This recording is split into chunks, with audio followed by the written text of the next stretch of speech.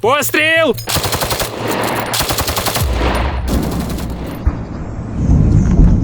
Ой, грады пошли, братан. Вот это грады пошли. Оп! Херня!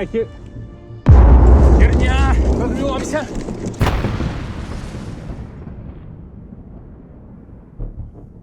Max Abramow wurde im Krieg in der Ukraine schwer verwundet und ein Jahr lang in Deutschland behandelt. Тянет. Jetzt muss er zurück zu seiner Einheit im Donbass. Как ты, Макс? Такое. Конечно, я хочу жить, но я знаю, куда я иду. It's Max, oldest equipment. Yeah, here блуд. Ви нас маєте спочатку вибити ту всю нечість звідси, а тоді ми будемо жити. Він загинув, а він зі мною лишився.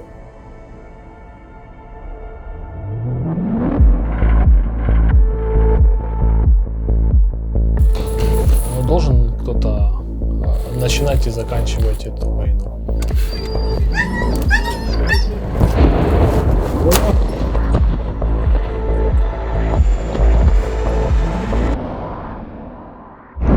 Frühjahr 2022. Russlands Invasion hat vor einigen Wochen begonnen. Seit der ersten Minute kämpft Max mit seinem Bataillon im Donbass, im Osten der Ukraine. Anfang Mai haben Max und seine Kameraden den Befehl, eine Linie zu halten. Все воля Божья, и никто не знает лучше воли Божьей, чем солдат. Max' letztes Video. Kurz danach wird seine Stellung mit Clustermunition beschossen. Херня! Рвемся! Идем!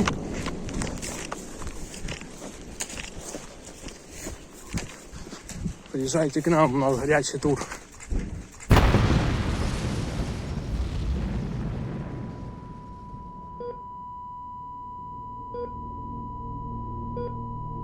Вот я получил ранение, еще мой тоже сослуживец получил ранение.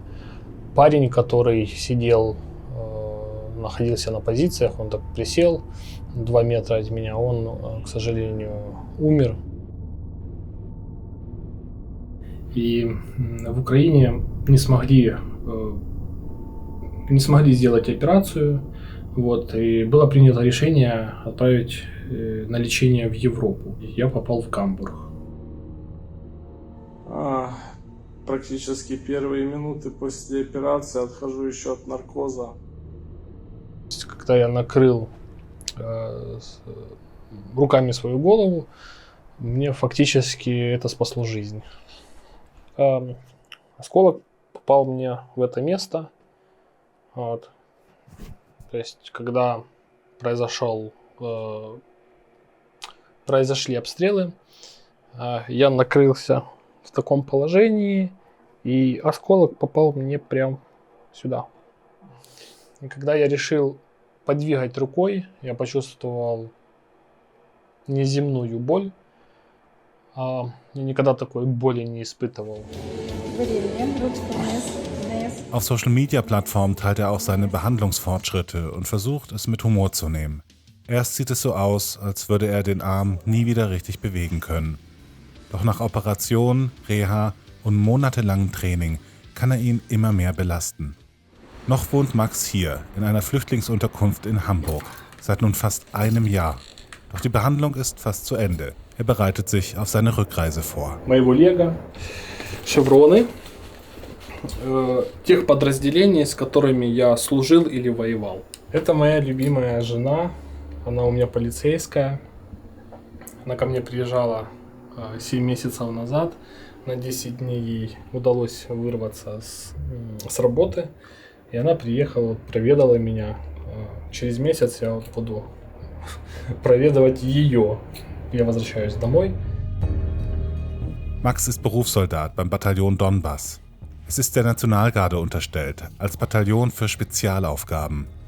Über viele seiner Einsätze darf Max nicht sprechen. Welche Aufgaben ihn jetzt erwarten, ist unklar, wegen seines Arms. Тянет. Ситуация довольно неплохая, с учетом травмы, которая была. И опять же, хочу сказать большое спасибо немецким врачам, что они взялись за эту операцию. Она достаточно сложная, чересчур сложная, я бы назвал бы, да. Ein Tag vor der Abreise. Viele Sachen schickt er mit der Post nach Hause nach Slowjansk, eine Stadt im Donbass, nur 30 Kilometer von den Gefechten entfernt, die fast täglich beschossen wird. Dort wartet seine Frau auf ihn. Und dort ist das Hauptquartier seiner Einheit.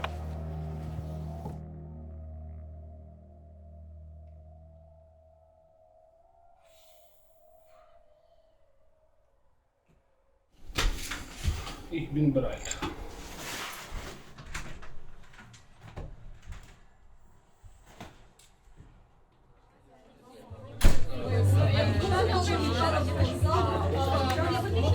Eine Abschiedsfeier.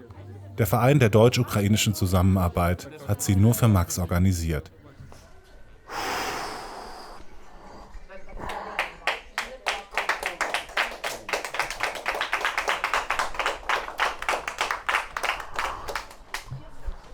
Я за цей період часу, 1,5 роки вже йде війна, я це 4-й раз слізу пускаю.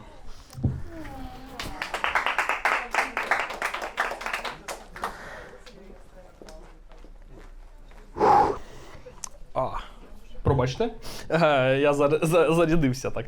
Всі зібрались, так? Блін, ну це скільки у мене друзів. Хочу сказати всім, по-перше, дякую. Дружу, обнімаюся, ще в лоб цілую, там, зай, якщо там моя дружина подивиться.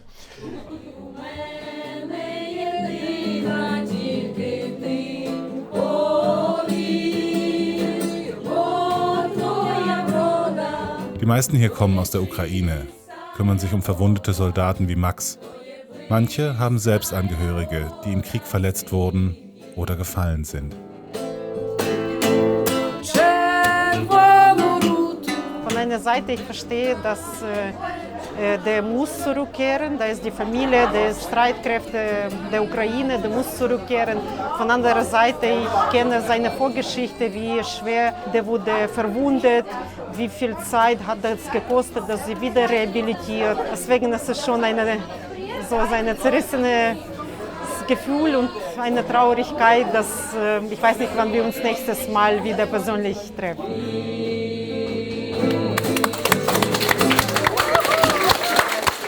Max muss in die Ukraine zurück. Bliebe er einfach in Deutschland, dann würde er als Deserteur gelten.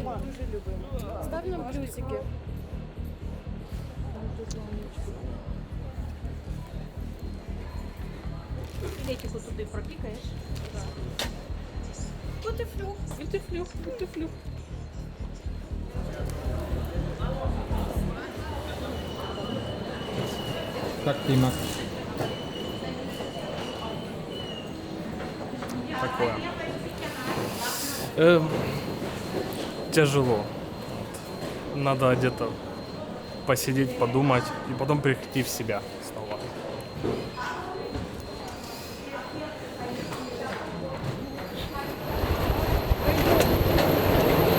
Er sagt, er sei eigentlich Pazifist und er ist sehr gläubig. Wenn der Krieg vorbei ist, möchte er Militärkaplan, also Priester werden. Warschau. Von hier aus geht es für Max mit dem Bus weiter in die Ukraine. Wegen des Krieges fliegen keine Flugzeuge mehr dorthin. Zwischendurch muss er umsteigen. Insgesamt dauert die Fahrt fast 8 Stunden. Seine Mutter will eigentlich nicht, dass er zurückkommt. Er hatte es ihr auch erst am Tag der Abreise erzählt.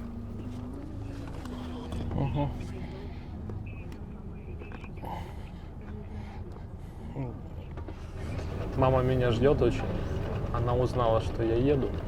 Конечно, любая мама, как, ну и в частности моя, да, никто не хочет, чтобы я или сын вернулся оттуда, где много боли, страдания, да, потому что это война. И для моей мамы, так как я у нее один, это большой стресс. Конечно, она этого не хочет. Но у нас другого пути нет.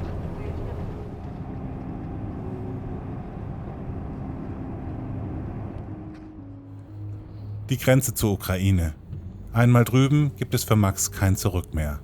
Wie alle Männer darf er die Ukraine nicht einfach wieder verlassen. Und als Soldat noch weniger. Doch er zögert nicht. Er hat sein Heimatland mehr als ein Jahr lang nicht mehr gesehen. Класс. Да? Вообще. Я дома.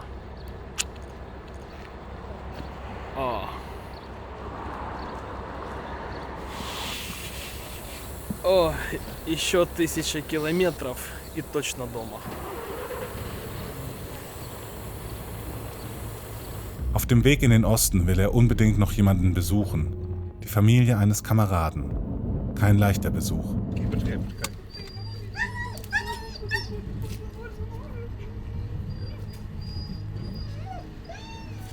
О, братику, іде, іди, цьомкайся скоро.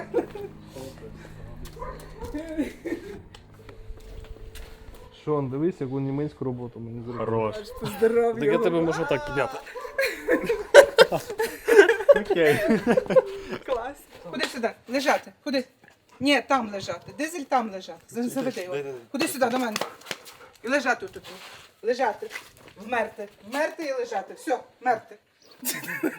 Ходіть, заходьте. Tatjana ist für Max wie eine zweite Mutter. Sie hatte ihm nach seiner Verwundung geholfen, als er noch in der Ukraine im Krankenhaus war. Ihr Ehemann hatte mit Max gekämpft. Це мій чоловік мені дитину до хати привів. Сам загинув, мені дитину до хати привів. Так що я маю дитину, четверту. Четверту, зразу здорову, велику здорову. І я дуже тішуся тому. Він загинув, але він зі мною лишився. У мене ще є 3 хлопці. І ще один був на війні, і всі ми будемо жити заради того, бо ми українці, ми маємо жити. Ми маємо жити щасливо. А ви нас маєте спочатку вибити ту всю нечисть звідси, а тоді ми будемо жити. Дітей будемо рожати. Невістки мені будуть рожати дітей, ви будете приїжджати сюди, і ми будемо бавити дітей. Добре? Да.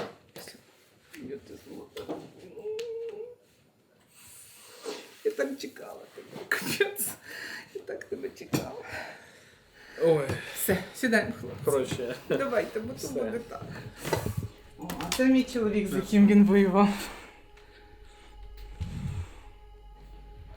Ще така є фотографія. Така є ж наш тато. Домашній завтра. З Богом. Слава Україні! Героям слава. Oh. Max kann nicht lange bleiben. Er muss weiter, nach Lviv. Ой, хлопці. Коли наша та війна закінчиться? Треба, щоб дощ нам давав нам більше зброї. Цьомки-бомки. Дітейся. Від тебе. Дітейся. Я ще пишу як. Вообще без варіантів. Все, брате. Давай.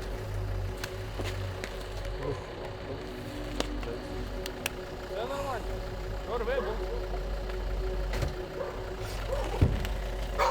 Папа. Яна на связи. Ну так и познакомились.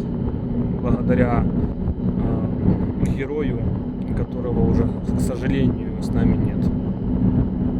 Но потом, когда я уже уехал в Гамбург, пришла печальная новость о том, что этот человек умер, погиб в бою. И я помню это чувство, что как будто вот руки настолько опустились, что я там нормально и не ел, и в общем, такое состояние было врагу не пожелать. Lviv, ganz im Westen der Ukraine. Später will Max bei einem Freund neues Equipment abholen. Gerade ist Luftalarm, wie so oft. Viele hier haben sich irgendwie an die Sirenen gewöhnt und an die Gefahr. Eine Handy-App verkündet das Ende des Alarms. Attention. The air alert is over. May the force be with you. Welcome to Ukraine. Are you scared to go back? Я понимаю, что на войне в разы увеличиваются эти все шансы отдать Богу душу, но мы должны постоянно об этом думать, что рано или поздно мы умрем. Или давайте так, корректнее будет, отойдем, да, с этой земли. И для меня нет ничего нового, да, в принципе, с этим. И я нормально к этому отношусь. Конечно, я хочу жить, конечно, я оптимист, но это ж не первое мое ранение. И я знаю, на что я опять подписываюсь и куда я иду. Сейчас, можно? Dann meldet sich sein Bataillon. Er bekommt einen Befehl. Командование подразделения. Как только я получил выписку с больницы, я должен буквально через 3 суток после этого вернуться в подразделение. Если этого не будет, то меня будут считать как дезертиром. Eigentlich wollte er in Lviv noch einige Menschen treffen. Wer weiß, wann er wieder herkommen kann. Doch jetzt muss er sich beeilen, braucht seine Ausrüstung. Die ist bei Jaroslav zu Hause, einem Freund. Der Weg führt einmal durch die Stadt, vorbei an einem Gebäude, in dem vor einigen Wochen eine russische Rakete eingeschlagen ist. 10 people are died by Russian missile who hit into the civilian building and also into the business center. Вот к чему приводит русский мир. Jaroslav ist Student und wohnt an einem Unicampus in einer Wohngemeinschaft. Er engagiert sich als Freiwilliger, versucht im Krieg zu helfen, wo er kann. We saved this dog in Kharkiv. Every dog from his family are died by Russian's army, but this dog are saved, and we take them into Lviv, and he lived with us. Те, що воно навіть пахне там, як і було. Diese Ausrüstung ist neu. Jaroslav hat unter anderem einen neuen Helm besorgt und einen Plattenträger, der Max vor Explosionen und Schüssen schützen soll. Ну, это вообще как бы такой флешбэк именно. В общем, если говорить по-простому, то, конечно, одеть снова форму и чувствовать то, что ты снова готов к определенным задачам и целям, которые дальше буду выполнять, это конечно, вдохновляет. Это ощущение полного восстановления, ощущение значимости и, самое главное, чувство достоинства в этой форме возвращается с новыми силами. Jaroslav hat auch aufbewahrt, was Max anhatte, als er getroffen wurde. I didn't wash it that, so you can just what you feel. Like main pain. What does it smell like? You can feel what is war, like here. Like is special. Like you can feel the smell of pain and the smell of weapons here. Pain here. Some blood. Für Nastja, eine Freundin, ist es schwer zuzusehen. Auch ihr Partner war ein Kamerad von Max. Er ist vor einigen Monaten gefallen. What it's like for you to know that it's now going back where he got wounded? Actually, I'm very worried about that. I try to pray for him and ask God what you give to the Max them.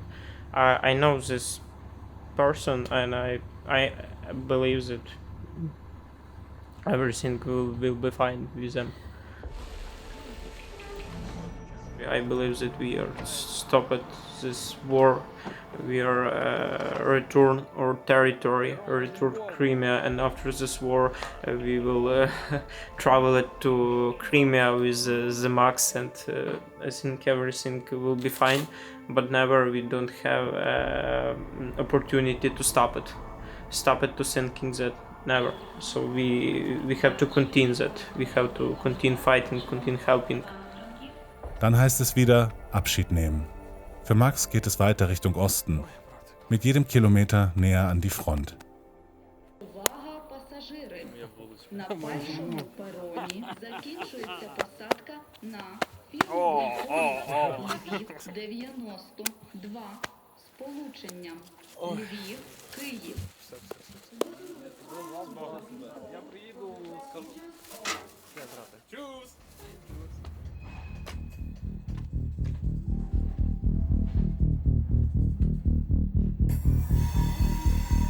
Nach einem Zwischenstopp in Kiew geht es mit dem Bus weiter nach Hause, nach Slowjansk. Erst zu seiner Frau und dann zu seiner Einheit.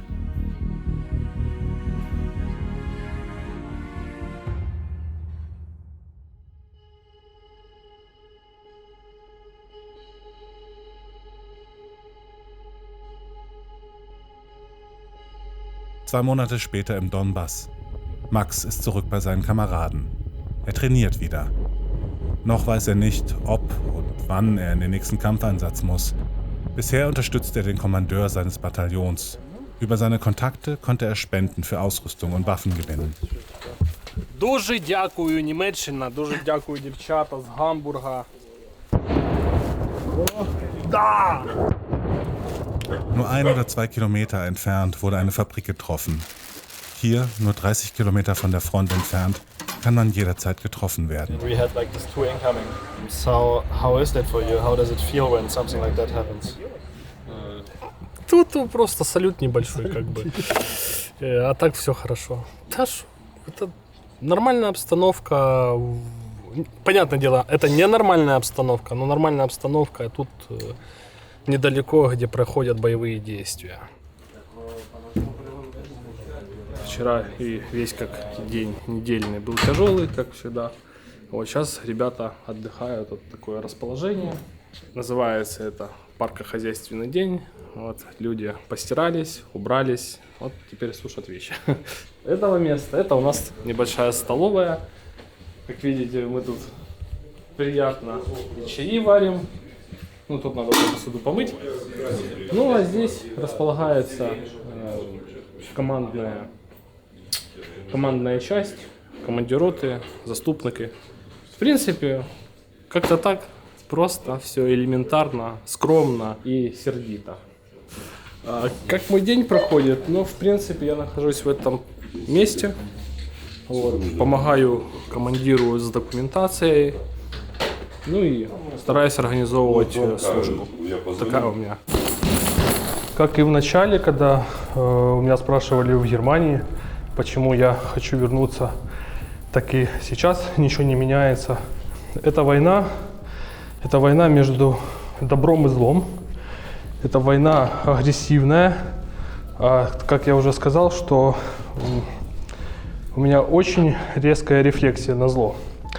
Поэтому я уже в армии 6 лет, и это мое призвание, это мое служение. Gerade wurde er befördert, zum Leutnant, ein Offiziersrang. Er sagt, er wird wieder kämpfen. Я не могу вам сказать, куда мы едем, но мы постреляем.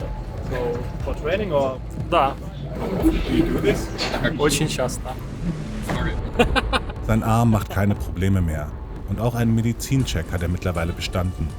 Heute trainieren sie mit schweren Maschinengewehren und Panzerabwehrwaffen.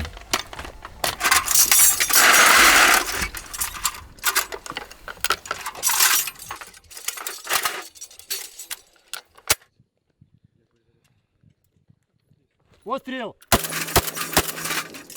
Пострел!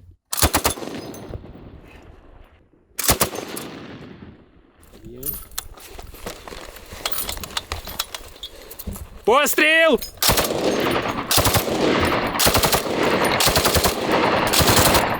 Стрельбу закінчив. На прозром. Так и работаем. Учимся, тренируемся, а потом едем работать. Пострел! Пострел! РПГ! Пострел!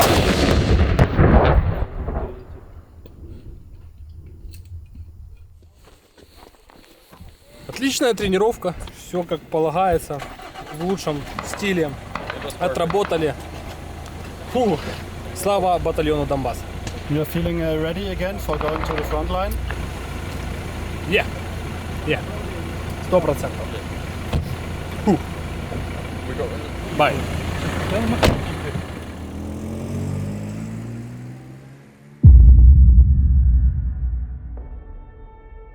Самое страшное это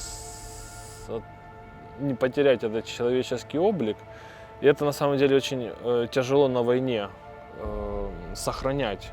То есть идентичность человека на войне. Когда ты видишь, когда умирают твои близкие, друзья, побратимы, да, то есть когда ты видишь, как в тылу прилетают ракеты и погибают во время сна мирное население, это тяжело держать чувства, эти эмоции на уровне человеческого понимания. Но должен кто-то начинать и заканчивать эту войну. Вот. Пока есть силы, пока есть возможность, пока есть ресурсы, мы будем бороться, и мы в первую очередь боремся за нашу свободу.